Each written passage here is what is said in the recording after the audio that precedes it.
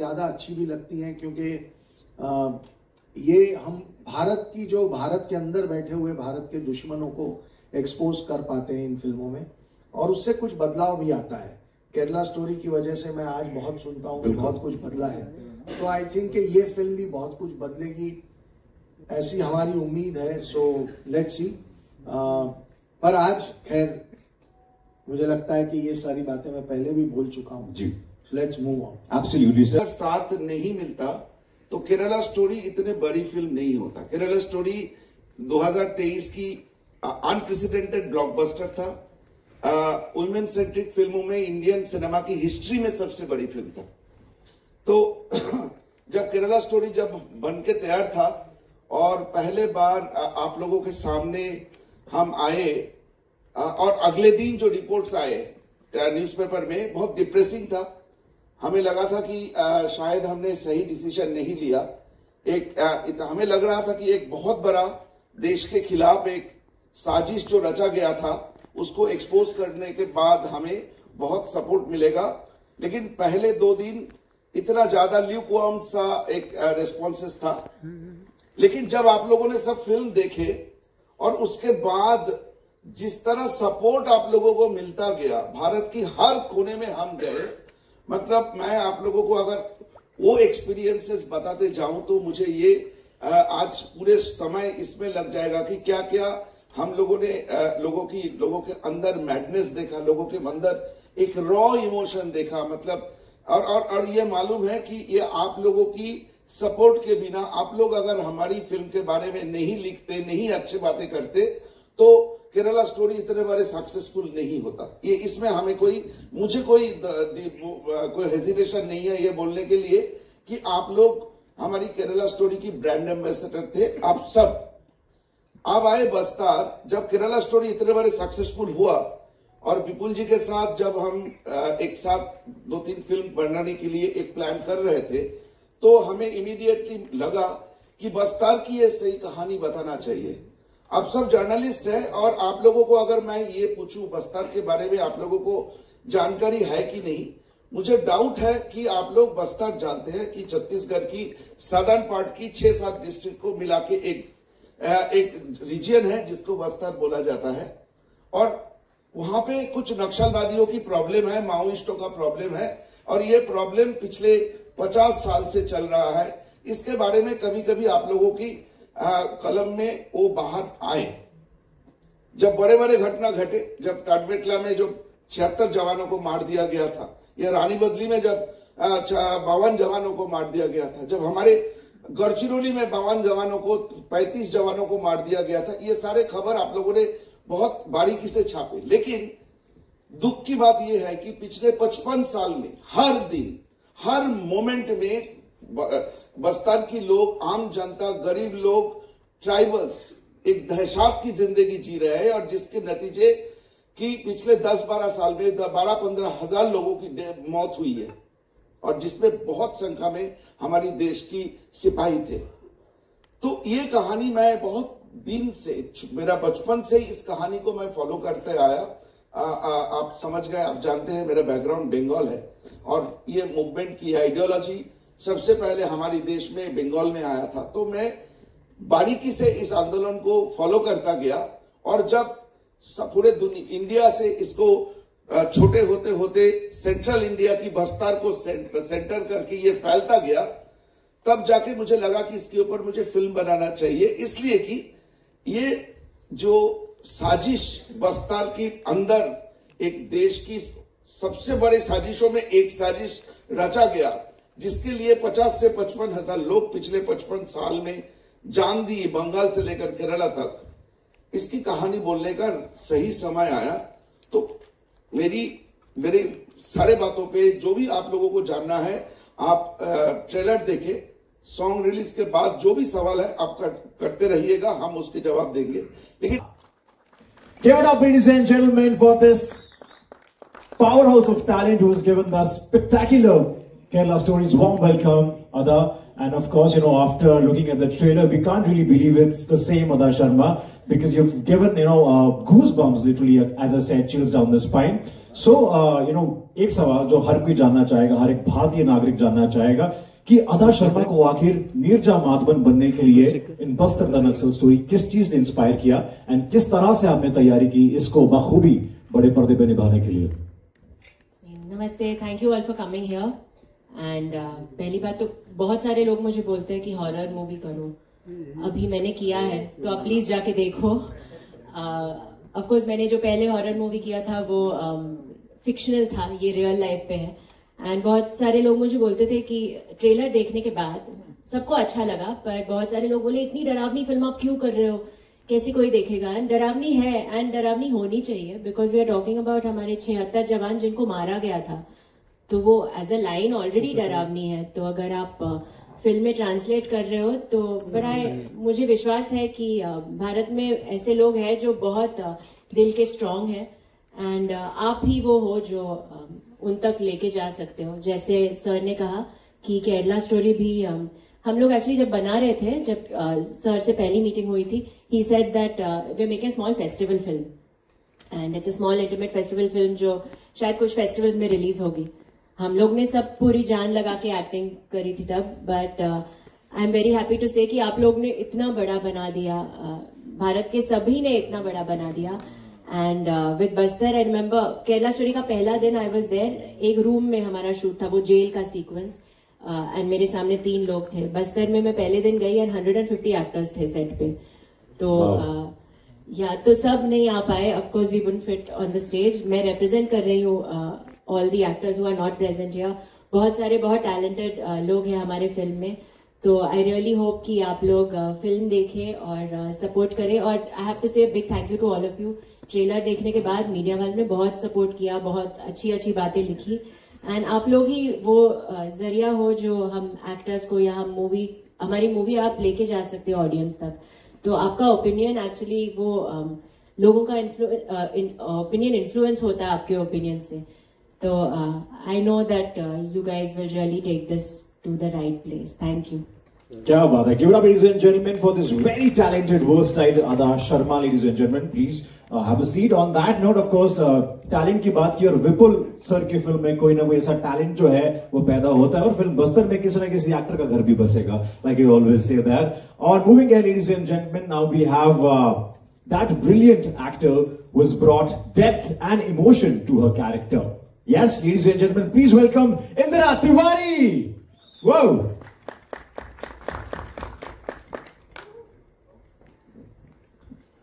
Warm welcome, Indira. And what really, you know, everybody wants to know, what really inspired you to be part of this project, Basta the Naxal Story? सबसे पहले तो सभी का धन्यवाद, आप लोग यहाँ पर आए। और जो बात आपने मुझसे पूछी, जब मुझे बस्तर के लिए बात की गई, मुझे बुलाया गया और मैंने सुना बस्तर पे फिल्म बन रही है, तो सबसे पहले बोलते हैं ना कि मैंने जब चीजें सुनी, मैंने जब चीजें पढ़ी, मेरा सबसे पहला ऐसा बोलते हैं ना आपका मन हो जाता है। मतलब मैं तो, अगर मैं भोपाल में जन्मी हूँ और मुझे मेरे ही हक नहीं मिले, मैं किससे जाकर बोलूंगी? पहले अपने परिवार से, फिर अपने लोगों से। क्या करूंगी? जिद करूंगी, कोशिश करूंगी, लड़ूंगी, नहीं होगा तो क्या होगा? हेल्पलेस फील होगा। मैं सोच रही हूँ कि कुछ लोग जो बस्तर में रहते हैं, उन लोगों को उन्हीं के हक नहीं मिल रहे हैं। एक आम जिंदगी जीने की जद्दोजहद में वो लोग क्या क्या मतलब फेस कर रहे हैं, कितने पेन से होकर गुजर रहे हैं। और as person, as an artist, मुझे इन सब चीजों से मैं वाकिफ नहीं थी।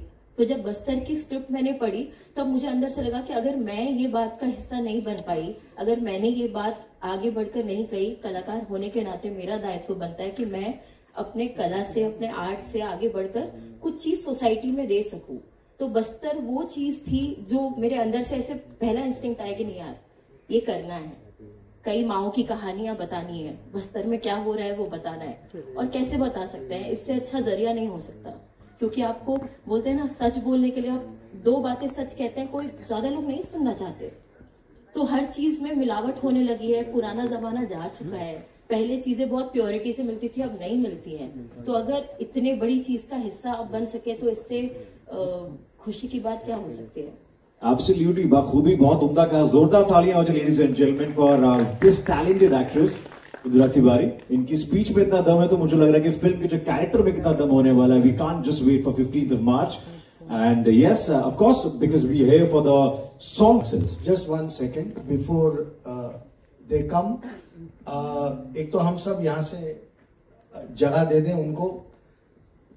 ये वो लोग हैं जिनके फैमिली में किसी ना किसी की जान नक्सली हिंसा में गई है, और ये सारे सिक्योरिटी ऑफिसर्स किसी ना किसी फोर्स के साथ जुड़े हुए हैं. और हमें लगा कि क्योंकि हमारा ये जो गाना है ये एक ट्रिब्यूट है हर माँ को, हर फैमिली मेंबर को जो अपने बच्चों को खोते हैं. एक माइंडलेस वायलेंस का जो सिलसिला चल रहा है उसमें आप सोचिए कि पाकिस्तान के साथ जो 3 युद्ध हुए उसमें हमने 8,700 के करीब जवान खोए हैं, लेकिन देश के अंदर हमारे ही देश के लोगों ने हमारे देश के 15,000 से ज्यादा सिक्योरिटी ऑफिसर्स को शहीद किया है. तो ये गाना जो है ये हम चाहते थे कि इनको बुला के इनको समर्पित करें और इनके थ्रू हर उस सिक्योरिटी ऑफिसर के फैमिली को समर्पित करें जिन्होंने किसी ना किसी को खोया है. So please let them come on the stage and we are going to go off the stage. गाना इसके बाद हम प्ले करेंगे 2 बार. आफ्टर दैट कुछ कहानियां ये लोग नरेट करेंगे. प्लीज तालियां मैं चाहूंगा कि सभी मीडिया फिर जोरदार हो जाएं बिकॉज ये छत्तीसगढ़ से स्पेशली हमारे लिए आज यहाँ पे मौजूद हुए हैं. इन सब के लिए बहुत मुश्किल घड़ियां रही हैं, तो हम 2 बार गाना प्ले करेंगे और उसके बाद हम कुछ कहानियां सुनेंगे इन्होंने क्या झेला है. And then of course if you have any questions for any of us please आइए, प्लीज बैठिए. Can we have the song please now? Lights off please once they settle down slowly. Yes.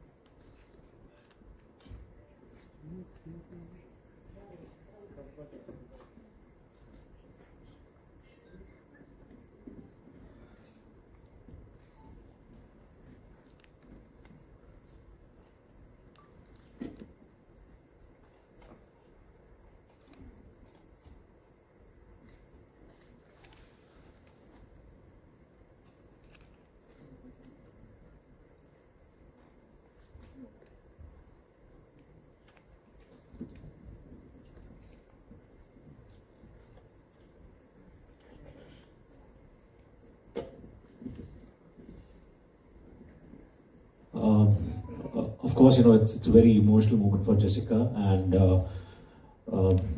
it's given us goosebumps and made everybody speechless. So.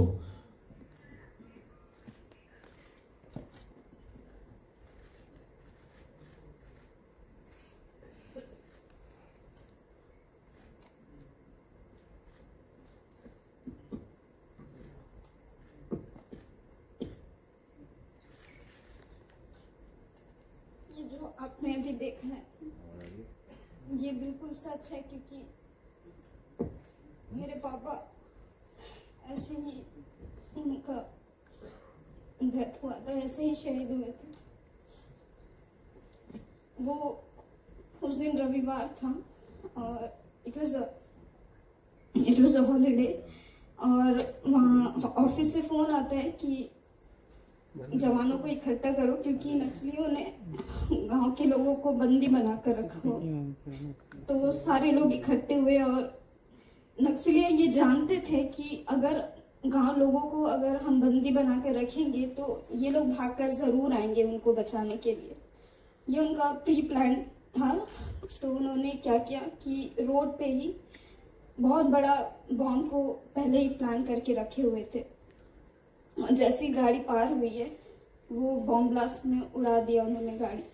उस दिन 23 जो थे मेरे पापा भी थे उसमें वो शहीद हुए. और ऐसे हम पुलिस लाइन में रहते थे जो बहुत ही पास था, और पुलिस लाइन को कांटेक्ट करना बहुत आसान था क्योंकि उस वक्त पे टेलीफोन्स वगैरह नहीं हुआ करते थे. ये बात 2000 की है. तो उस वक्त जो पास में होते थे उनको जल्द से बुलाया गया और वो लोग गए। और उस रोज जो है पूरे घर में लाशों से भरा हुआ था वो पूरा कॉलोनी, और बॉम्ब ब्लास्ट में कईयों के बॉडी पार्ट्स भी नहीं मिले थे। तो ये जो दिखाया था एकदम ताज़ा हो गया था, इसलिए I could not control, I got very overwhelmed. I am sorry, but I am glad कि आपने ये बनाया है, एंड वेरी थैंकफुल कि आपने, कि वाकई में जो हमारा बस्तर का जो जवान है, जो जवान जो सहते हैं, जो जबकि नक्सली एक भारतीय ही है और अपने ही लोगों को वो लोग ऐसे मारते हैं। और हमारे देश, मतलब हमारे जवानों को भी ये सम्मान मिलना चाहिए। और ये स्टोरी से आप जानिए कि सच में ये सच बात है, ये झूठ बिल्कुल भी नहीं है, क्योंकि ये हमने देखा है, हम पे बीती है ये बात। तो मैं बस इतना बोल के समाप्त करना चाहूँगी।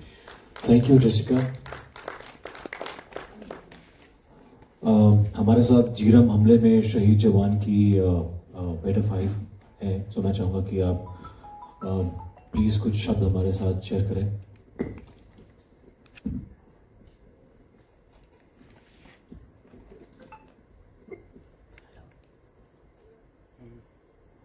मैं आज पहली बार इतने लोगों के सामने आई हूँ, कभी माइक में भी नहीं बोली हूँ। उस दिन कांग्रेस परिवर्तन यात्रा में महेंद्र कर्मा के फॉलो गार्ड में थे, उन्हीं के साथ गए थे सुकमा, और वापस आते समय उनको नक्सली हमला कर दिया और उसमें वो गड्ढा में थे, उसमें उसको गोली लग गई और कोई नहीं बचे। हम लोग तो इंतजार करते रहे, आएंगे आएंगे बोल के उनको, लेकिन दूसरे दिन पता चला हम लोग को 36 घंटा होने के बाद हम लोग को पता चला कि वो अभी नहीं रहे बोल के। और हम लोग को नाम भी नहीं पता, जो ये कर रहे हैं, प्रस्तुत करवा रहे हैं, नाम तो नहीं बोल पा रही हूँ, तो वो मौका दिया हम लोग को आपके सामने बोलने के लिए, इसके लिए उसको बहुत बहुत धन्यवाद देती हूँ। बस इतना ही कह के अंत करती हूँ।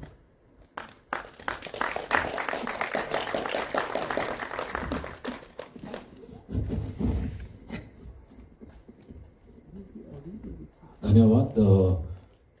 शहीद संतोष कुमार पाठक जी के परिवार से मैं चाहूंगा कि प्लीज मंच पे आ जाएं।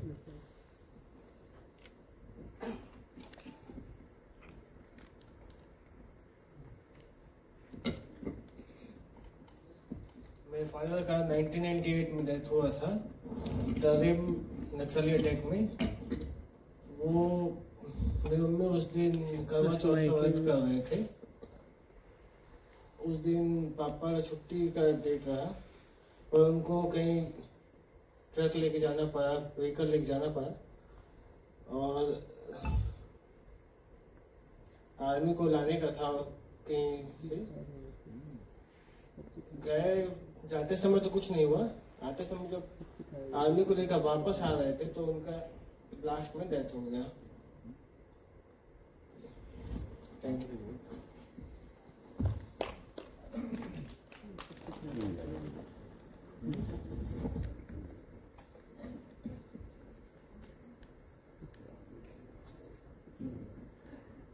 Thank you so much.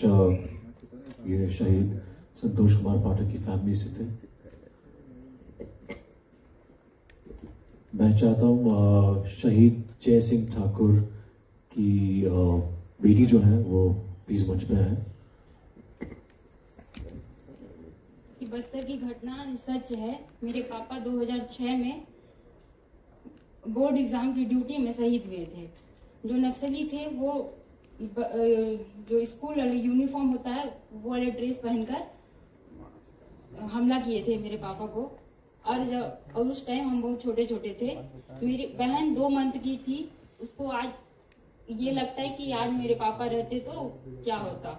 और उन नक्सलियों को के नाम से इतना चिढ़ती है मेरी बहन, आज वो मिल जाए तो मैं उनको क्या करूंगी ऐसा सोचती है। ठीक है, चलो, बस मैं यही धन्यवाद।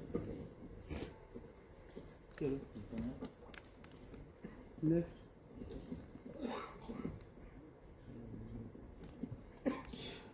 Right, I think we have further more stories, but on that note, once again, I would like to call upon stage the cast and crew, of course. Firstly, Vipul sir, please come on stage. Ada Sharma, captain of the ship, Sudipto Sen sir, writer Amarnath, music composer Vishak, once again to come on stage, Indra Tiwari, Ashin Shah,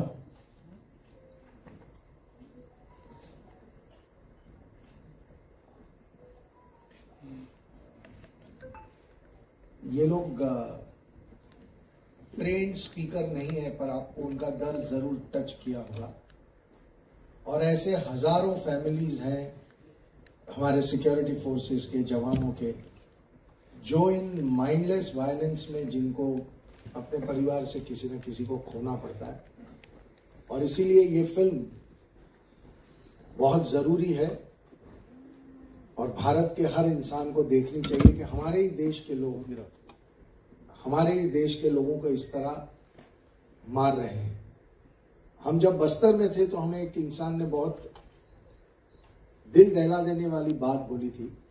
उसने कहा कि ऐसा है कि जब तक हमारे यहाँ 25, 30, 40 लोग नहीं मरते तब तक बड़े शहरों के मीडिया में हमारी इस बात की चर्चा नहीं होती। मतलब अगर 2-5 लोग एक साथ मर जाएं तो इसके बारे में मीडिया बिल्कुल रिएक्ट ही नहीं करता, ये खबर भी नहीं छपती। हमारी फिल्म में जो कहानी है कि भारत का झंडा फहराने के लिए एक औरत के पति को बहुत ही बेरहमी से मार दिया गया, टुकड़ों में काट दिया गया, आज तक कोई भी मीडिया वाला उस औरत के पास नहीं पहुंचा। तो ये एक क्यों, और इसका एक सबसे बड़ा रीजन ये है कि एक नैरेटिव बिल्ड जो किया गया है कि ये नक्सली जो है ये अच्छे हैं, ये जो है वो गरीबों की मदद करते हैं। आपने देखा कैसे लोगों की जिंदगियां तबाह हो रही हैं, अपने फैमिलीज टूट रहे हैं, और इनको अच्छा दिखाने की साजिश जो चल रही है डेकेड से, उसे इस फिल्म में हमने एक्सपोज करने की कोशिश की है। So now if you have any question answers for anybody, if Dada wants to speak something, he will, but otherwise you can ask questions to them or to us, anybody, we are here. Yeah, start. Due process, they ask for evidence of everything that we are claiming to be true. Kerala story के वक्त ये process 2 महीने चला था। हमने 200 से ज्यादा documents दिए थे, 2 घंटे की वीडियो फुटेज दी थी।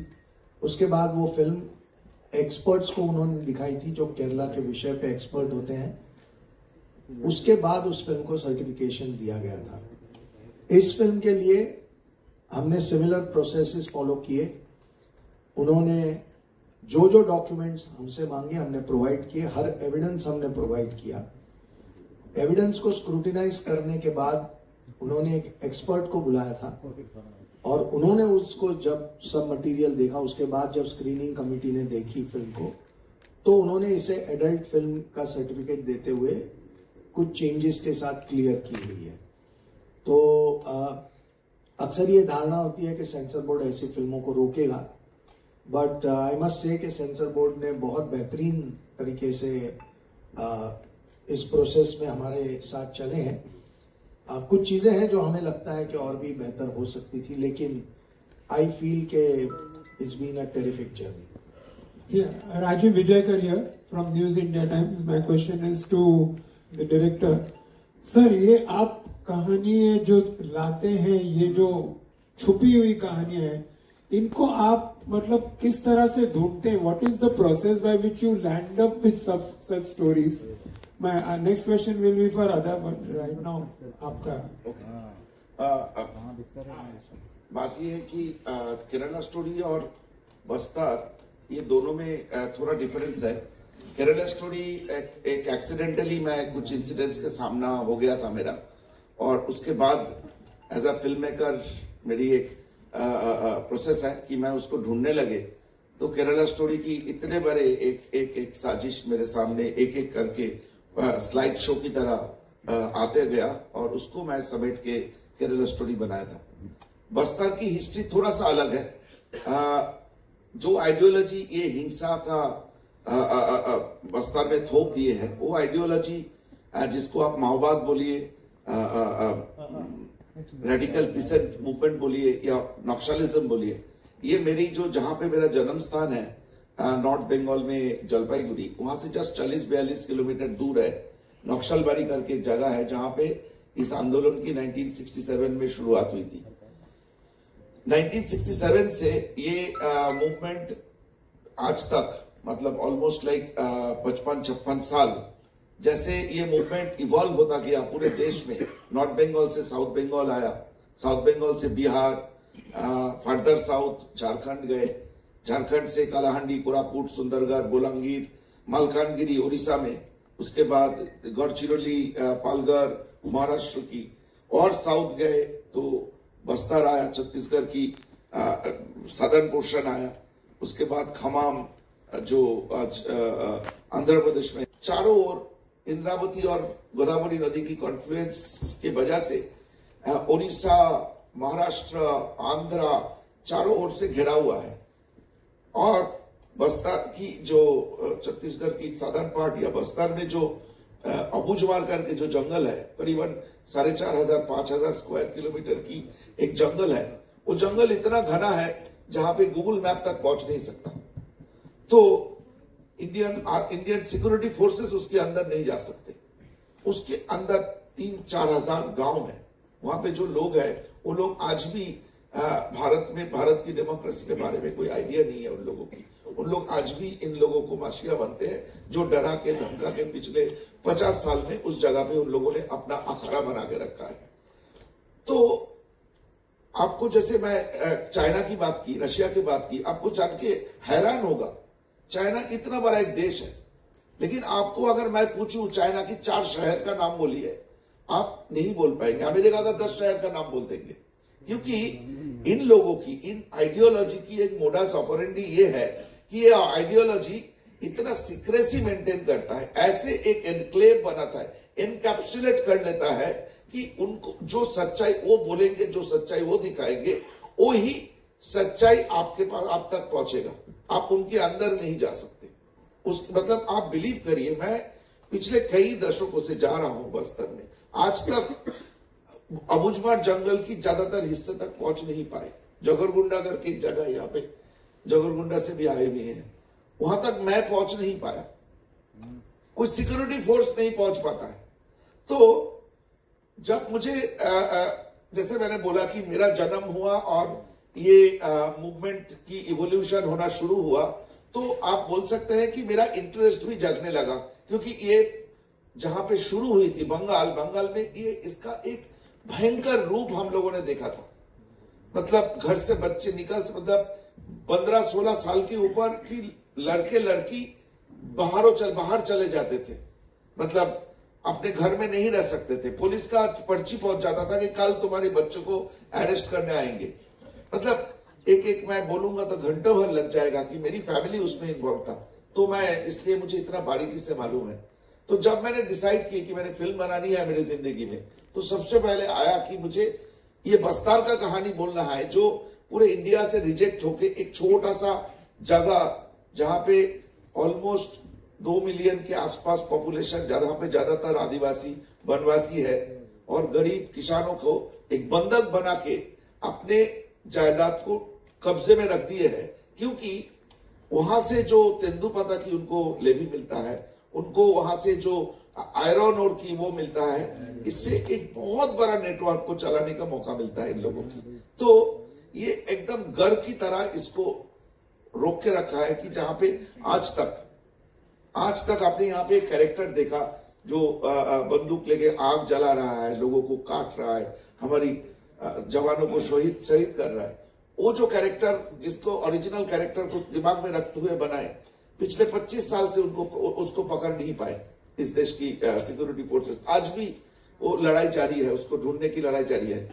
अच्छी बात यह है कि पिछले 10-12 साल में बस्तर में रास्ता बनने की वो शुरू हुई। आज मुझे सुबह ये भाई साहब बोल रहे थे रास्ता की क्या बात कर रहे हैं, बस्तर में रास्ता डमरिया पानी से नहीं जवानों की खून से बनता है। ये भाई साहब ने अभी मुझे आधा घंटा पहले बताया।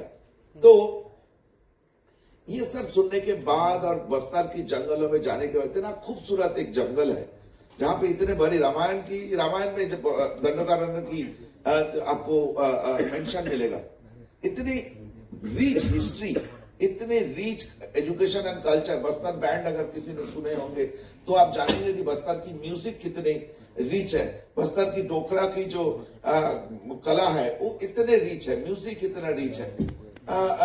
वहां पे जो ये खतरनाक खेल चल रहा है, खून की खेल चल रहा है, तो मुझे ऐसा फिल्म मेकर लगा कि मुझे इसके ऊपर काम करना चाहिए। कल से फिल्म बनाए, मतलब इसमें देखने पता चल गया और एक्शन बहुत है। इस एक्शन डायरेक्शन करने के लिए हमने बेंगलोर से एक चेन्नई फिल्म इंडस्ट्री से one of the best action director को लेके आए थे, जिन्होंने कांतारा और केजीएफ जैसे सक्सेसफुल फिल्म की एक्शन डायरेक्शन की है। तो हमने टेक्निकली इस फिल्म को सबसे बेहतरीन बनाने की कोशिश की है और मेरी दावा है कि हमने बनाया।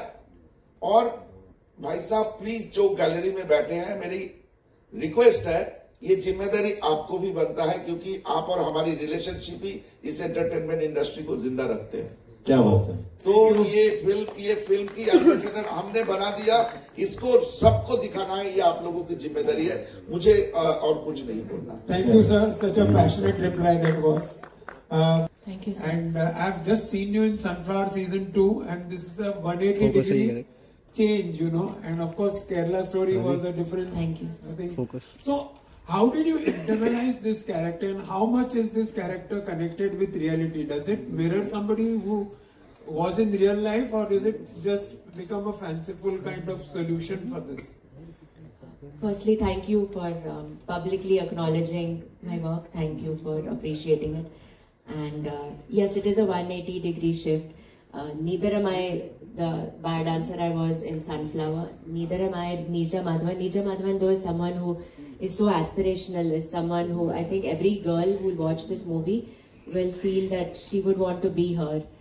The strength that she shows in situations, I wouldn't mind even being 1/4 of her, because the strength that she shows in situations that are so emotional, like you saw the 76 Jawans, unko jab mara tha, and I mean she saw it, but she held her emotional strength and she didn't break down in front of everyone. So that's very different from what I am in real life. Also in real life, I think I'm quite emotional, though I try to hold in my emotions and not show them, but nothing close to her strength. This heroic character, मैं actually मिली थी CRPF लड़कियों से, and वो लड़कियां अगर आप मिलोगे उनसे इतनी स्ट्रांग है, उनके आईज में ना एक फियरलेसनेस है, डर बिल्कुल नहीं है। यू कैन बहुत भूख लगी है, 2 दिन से कुछ खाया नहीं और कोई फ्रूट आपने लेके आप खा लिए तो आप वो फ्रूट से मर जाओ। लीव्स के नीचे बॉम्ब्स लगे हैं कि वो एक्सप्लोड हो ताकि आपके पैर वो उजड़ जाए।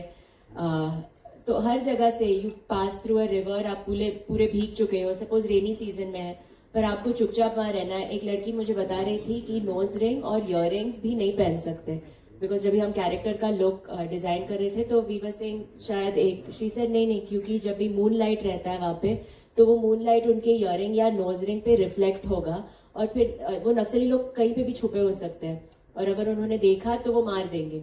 तो शी सेड कोई भी ऐसी रिफ्लेक्टिव चीज मत रखो। तो even the watch, Sudipto sir, Vipul sir said इतने डिटेल में जाएंगे तो even my watch doesn't have any reflective surface if you see. So we worked a lot on the character, but again I can't I mean nothing onto what these girls do in real life. I've tried as an actor, मुझे अपने देश से बहुत प्रेम है, तो जितना मैं as an actor contribute कर सकती हूँ, and ऐसी फिल्म में thank you Vipul sir, Sudipto sir for taking me in this, making me part of this, making me part of all their stories. And for me a film, जैसे मैंने Kerala story में भी कहा था, the film is a success when the people first is a success when the people who are you know जो जुड़े हुए हैं, जैसे I would wait for their reviews and I would really want to know आप लोगों को क्या लगा फिल्म देख के, have we done justice to it, and अगर वो हुआ है then I think हम लोग सफल है। But as an actor, that little contribution that I can do for my country, I feel in films like this. Thank you sir. Very very nicely said अदा। Movie के है next question. मेरा नाम पंकज शुक्ल है। 3 सवाल है मेरे, एक अदा से, एक इंदिरा से, एक अमरनाथ झा से। अदा के पास माइक है, अदा से ही शुरू करते हैं। अदा, आप मार्शल आर्ट्स में ट्रेन एक्टर हैं और आपने एक्शन फिल्म ये की है और काफी सारा एक्शन इसमें शायद देखने को मिलेगा, तो आपका जो पर्सनल ट्रेनिंग है एक्शन की वो कितनी इसमें काम आई है? और जो कैरेक्टर आप कर रही हैं वो शायद जहां तक मुझे याद है वो पीएस कल्लूरी थे वहां पे जिन्होंने ऐसा काम किया था बस्तर में, क्योंकि मैं बस्तर दंतेवाड़ा ये सब घुमा हुआ है मेरा, मैं खुद जा चुका हूं वहां पर। तो उस क्षेत्र की जो आपने कहानी कहने की कोशिश की है उसमें बताइए एक्शन कितना काम आया, एक्शन की ट्रेनिंग, और एक रियल लाइफ कैरेक्टर से क्या कोई रेफरेंस लिया आपने? पंकज जी, एक्शन की ट्रेनिंग तो आई थिंक हर चीज में काम आती है, बिकॉज एक्शन की ट्रेनिंग आपको फोकस और डेडिकेशन में ट्रेन करती है। तो इवन अगर आपको कोई कैरेक्टर प्ले करना है जिसमें शायद डांस हो या कुछ और हो या वो भी नहीं हो, पर आपका फोकस वो ट्रेन करता है, जैसे मार्शल आर्ट फॉर्म जैसे सिलम्बम, क्योंकि अगर आप सिलम्बम कर रहे हो तो आप को इतना फोकस्ड होना चाहिए कि वो लकड़ी आपके सर पे नहीं लगे। तो आई थिंक एक्शन की ट्रेनिंग यहाँ पर बस्तर में जो एक्शन है वो बहुत अलग किस्म का एक्शन है। लाइक जैसे मैंने कमांडो में किया था एक्शन, वो हैंड टू हैंड कॉम्बैट है और वहाँ पे हमारे कैरेक्टर्स लार्जर देन लाइफ, जैसे सुपर हीरो ऑलमोस्ट वैसे है, फिक्शनल वर्ल्ड में है। तो वो मजेदार पंच लाइन्स आएंगे और कोरियोग्राफ एक्शन लाइक वो 1 2 3 4 पंच किक डक, ये वो सब है। इसमें जो गन्स हम लोग पकड़ रहे हैं, सुदीप्तो सर चाहते थे कि बहुत रियलिस्टिक लगे, तो 6-8 किलो के गन्स हम लोग पकड़ रहे हैं। मेरा बैग अभी तक ठीक नहीं हुआ है और मैं अभी चप्पल ही पहन रही हूँ। इफ यू नोटिस, मैं कोई भी इवेंट में भी जाती हूँ और खूबसूरत लहंगा भी पहन रही हूँ, मैंने नीचे में से चप्पल, मैं हील ही नहीं पहन पा रही हूँ, बिकॉज ही इंसिस्टेड कि रियल लगना चाहिए और वो स्ट्रांग लगनी चाहिए। I had to put on weight, 10 kilo वजन मैंने बढ़ाया, बट वी थॉट कि हेल्दी तरीके से बढ़ाए, बिकॉज जो लड़कियां हैं वो स्ट्रांग है, इट्स नॉट कि अनफिट है, बहुत ही फिट है। पर ऐसे जंगल में अगर आपको 2-3 दिन में रहना है और शायद खाना नहीं मिलेगा, you have to be strong enough to be able to combat that. वो दिख भी रहा है, एफर्ट आपका दिख रहा है। Thank you sir. तो केले खाए, अलसी के लड्डू खाए और हाँ, वेट ट्रेनिंग भी की मैंने, ताकि मैं थोड़ी दुबली पतली नहीं लगूं। रियल लाइफ कैरेक्टर से कोई इंस्पिरेशन? रियल लाइफ एक्चुअली बहुत सारे रियल लाइफ कैरेक्टर्स को लेके बनाया है। सुदीप्तो सर डिटेल में बताएंगे कितने परसेंटेज कौन से कैरेक्टर से, लेकिन मेरा लुक एक जन से है, मेरी जो इमोशन है वो एक्चुअली बहुत सारी लड़कियों से है। एंड जैसे आप कह रहे थे कल्लूरी जी से, मैं उनकी वीडियोस भी मैंने देखा और कितना बोल्डली वो बात करते हैं। एंड हाँ, मैं बहुत इजीली एनीवे इंस्पायर होती हूँ। तो इन सब कैरेक्टर से कुछ ट्रेट्स, मैं बहुत सारे आईजी से भी मिली और उनके ऑफिसेस में भी मैंने देखा वो कैसे बात करते हैं। बिकॉज अगेन सर को नहीं चाहिए था, इसे रियल लाइफ में आप बहुत पोलाइट हो, तो मुझे वो नहीं चाहिए। आप कमांड दे रहे हो किसी को तो वो politeness, like I be like please Pankaj ji आप यहाँ, वैसे मेरा रियल लाइफ है, but if I have to say Pankaj आप लेफ्ट यहाँ से जाइए, तो वो सब ही put me into training classes की वॉइस मॉड्यूलेशन और डिक्शन। बट वो I think as an actor मेरा जॉब है, मेरा फर्ज है करना, जितना कन्विंसिंगली हो। थैंक यू, आपको इसमें ही अच्छा लगा तो फिल्म में तो मतलब मैं रुकी हूँ, अब आप देखो। Thank you so much. Indira से सवाल पूछना चाहूंगा। इंदिरा, आपकी मुंबई में ये पहली प्रेस कॉन्फ्रेंस है एज एन एक्टर, तो बहुत बहुत बधाई आपको आज के दिन की। और आप एनएसटी ट्रेन एक्टर हैं जहां तक मुझे पता है, और इस तरह के किरदार जब आपको मिलते हैं, जो रत्ना कश्यप का किरदार आप कर रही हैं इस फिल्म में, उसमें कितना प्रोसेस काम आता है? ट्रेनिंग जो आपको मिलती है 3 साल 4 साल जो आप लोग वहाँ ट्रेन होके आते हैं किसी दूसरे कैरेक्टर में जाना, एक तो सवाल ये है। दूसरा सवाल ये है कि यहाँ पे इतने सारे लोग बैठे हुए हैं जो बस्तर से आए हुए हैं, जिनके घर से कोई न कोई शहीद हुआ है, आप भी सिंगल मदर चाइल्ड हैं, तो किसी माँ का बच्चा जब आता है कहीं एक निर्जन स्थान पे काम करने के लिए, जैसे आप शहर में आए, यहाँ मुंबई आई है भोपाल से अकेले काम करने, तो माँ का जो दर्द होता है, तो उसको आपने पर्दे पर निभाने के लिए कितनी आपको मदद मिली होगी अपनी माँ के दर्द से? पहले तो तहे दिल से शुक्रिया। दूसरी बात, जो प्रश्न आपने मुझसे किया पहले प्रश्न पे, तो कि एनएसडी के 3 साल से पहले मैं 2001 से भोपाल में थिएटर ही करती आई हूँ। मैं बचपन से थिएटर किया है, तो आप हर चीज सीखते हैं, कुछ चीजें उसमें से लेते हैं, कुछ चीजें छूट जाती हैं। मैं जब से फिल्मों में काम कर रही हूँ, जब से मैंने शुरुआत किया, मैंने किरदारों को जाना।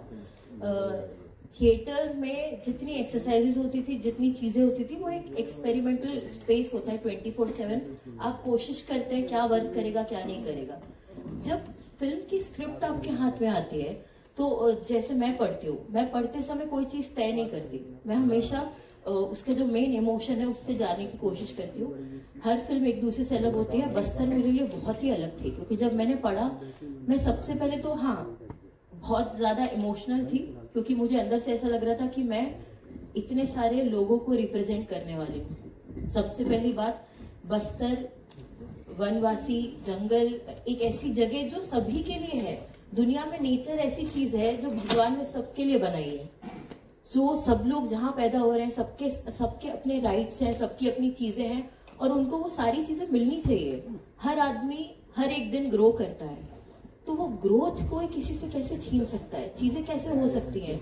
फिर जब रत्ना पे आई कि रत्ना, वहां की माँ, वहां के लोग, किस तरीके से क्या हो रहा है जिंदगी में, तो मुझे एक पॉइंट पे ऐसा लगा कि कुछ चीजों की तैयारी करनी पड़ती है और कुछ चीजों को आपको ऐसे ही छोड़ना पड़ता है। मैंने जब तय किया कि मैं, जो टेक्निकल चीजें वो तो आएंगी, उसको तो करना ही है, पर कुछ चीजों को छोड़ के रत्ना की तरह सोचना पड़ेगा। अगर मकसद क्लियर रहे कि क्या करना है, मेरा मकसद था, मुझे कुछ चीज ढूंढनी थी, मुझे मेरा परिवार जो खोया उसके लिए अपनी बात करनी थी और आगे बढ़ना था। मैंने वो एक सिंपल मकसद लेकर चली हूँ, और उसके इर्द गिर्द मुझे अगर सर ने बोला कूद जाओ, आ गए कूद जाओ, तो मैं कूद गई। मुझे बोला रस्सी पे चलना है, चल जाओ, मैं चल गई। मैं कैसे कर पाई मुझे नहीं पता। मैं खुद हर दिन शूट पर इतना सरप्राइज होती थी कि सच में इंदिरा, शायद इंदिरा को बोलोगे नहीं कर पाएगी, पर जैसे ही मैं कपड़े पहन के तैयार होकर अपनी चीजों में जैसे ही जा रही हूँ, वो कुछ एक अलग शक्ति आ गई। जैसे वो बोलते हैं ना, कुछ अलग ही हो रहा था। और अपने आप को पूरे तरीके से सौंप देना जो होता है ना, कि फिर आप सोचते नहीं हो, आप किसी पे ट्रस्ट करते हो और आप अपने आप को पूरे तरीके से झोंक देते हो। जैसे कि मैं इन लोगों को देख रही हूँ, मैंने जब, जो मेरी मदद के लिए 24/7 अवेलेबल थी, जिन मैम से मैंने बातचीत करी, जो मुझे हर प्रश्न का जवाब देती थी, उन्होंने मुझे एक ही चीज बोला था। उन्होंने कहा था कि ये सब लोग, इतना एक्सेप्टेंस का लेवल पार हो चुका है, इतना पेन पार हो चुका है कि वो जब अपनी बात कह रहे हैं ना, तो ऐसे कह रहे हैं जैसे खाना खा रहे हैं। अपने जीवन में चीजों को एक्सेप्ट कर लेना कि यही हुआ है और आने वाले दिनों में यही होने वाला है। मैं ऐसे हो गई ना कि मुझे एक चीज समझ नहीं आई, जब हम इसे रिक्रिएट करेंगे, जब हम इसे पोर्ट्रे करेंगे, और अगर मैं इमोशनल हो रही हूँ, पर मैंने उनको देखा है वो लोग कैसे बात कर रहे हैं, तो मैं अपने परफॉर्मेंस में, अपने काम में इतनी सच्चाई रखनी पड़ेगी कि जैसे वो मुझसे बात कर रहे हैं और अपनी कहानी बता रहे हैं, वैसे मैं भी रत्ना की कहानी उतनी ही शिद्दत से, उतनी ईमानदारी से बता पाऊं कि मैं कहूँ ना और आपको फील हो जाना चाहिए। माँ का किरदार निभाना कितना मुश्किल? माँ तो मेरी माँ सिंगल पेरेंट है। मेरे फादर को मैंने कभी देखा नहीं, तो एक तरीके से जिस तकलीफ से, जैसे इनको तो ये लोग अपनी बता रहे हैं, कहानी बता रहे हैं, मैं सुना उनको कि किसी के साथ ऐसा हुआ, किसी के परिवार में हुआ, किसी के फादर को खत्म कर दिया, किसी को कुछ। मैं एक तरीके से अपने आप को उनका हिस्सा ही समझ के चल रही थी, क्योंकि मैंने अपने फादर को कभी देखा नहीं, मुझे पता नहीं, और मैंने अपनी माँ को हमेशा देखा है। और मैंने देखा है कि जिस तरीके से, जिन चीजों से होते हुए सोसाइटी में वो इतना अपना सर ऊंचा रख के खड़ा रखी है हमेशा, उन्होंने हर सोसाइटी से ऑपोजिट जाके, जैसे माँ क्या बोलती है, काम करो, चीजें करो, शादी करो, घर चले जाओ, फैमिली तो यही होती है ना, परिवार बनाना तो हर एक औरत का सपना होता है। जब आप कंसीव करते हैं ना, जब आप बच्चा पैदा करने वाले होते हैं, आपके मन में सबसे पहला ख्याल आता है, मेरा बच्चा या बच्ची बड़े होके क्या करेगी, देश के लिए क्या करेगी, है ना। हम तो यही सोचते, जो हम नहीं कर पाए वो हम हमारे बच्चों से चाहते हैं। जो चीजें मेरी माँ नहीं कर पाई, वो हमेशा बोलती थी मैं चाहती हूँ इंदिरा तू कर। तो मैं देख रही हूँ कि यहाँ पर उल्टा ही हो रहा था। यहाँ पर ऐसा हो रहा है कि किसी की माँ से उसका बच्चा छीन ले रहे हैं, और वो देश के लिए नहीं काम करने वाला है, शायद वो कुछ और ही करने वाला है जो माँ चाहती भी नहीं है। तो मैं इतना रिलेट कर पा रही थी, और मुझे लगता है मैं मेरी माँ को देखा है हर चीज से लड़ते हुए, आगे बढ़ते हुए, और कभी वो पीछे हटी नहीं, वो कभी डरी नहीं। तो मुझे लगता है कि माँ का बहुत हाथ है, जिस वजह से मैंने उनको इतने करीबी से इतना जाना है कि मैं एक माँ को पोर्ट्रे कर पाई, और मैं हजारों माँओं को पोर्ट्रे कर पाई हूँ। तो मेरी स्ट्रेंथ इतनी डबल ट्रिपल हुई है ना कि आने वाली जिंदगी में, भविष्य में मेरे आसपास कभी किसी को किसी भी तरह की जरूरत पड़ेगी तो मैं वो पहली शख्स रहूंगी जो हर तरह से उनके लिए खड़ी रहूंगी और उनके लिए बोलूंगी और अपने लिए भी बोलूंगी। Thank you so much.